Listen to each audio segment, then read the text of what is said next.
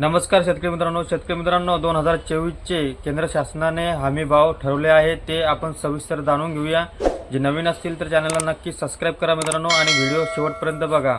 मागच्या वर्षीच्या तुलनेमध्ये यावर्षी कापूस असेल किंवा सोयाबीन असेल असे 14 पिकाचे हमी भाव केंद्र शासनाने ठरवले आहे ते आपण सविस्तर जाणून घेऊ।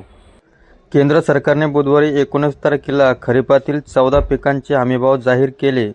सरकारने तुरीच्या हमीभावात 550 रुपयाची वाढ केली। आता नव्या हंगामात तुरीचा हमीभाव 7,550 रुपये असेल। मागच्या हंगामात 7,000 हमीभाव होता, तर मुंगाच्या हमीभावात केवळ 124 रुपये वाढ करून 8,682 रुपये केला। उडदाचा हमीभाव 450 रुपये तर उडदाला 7,400 रुपये हमीभाव असेल।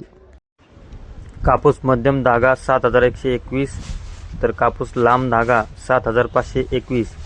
सोयाबीन 4,892 ते 4,600। तूर 7,550 ते 7,000। मूग 8,682 तर 8,558। उडीद 7,400 ते 6,950। मक्का 2,225 ते 2,090। ज्वारी 3,371। ज्वारी मालदंडी 3,421।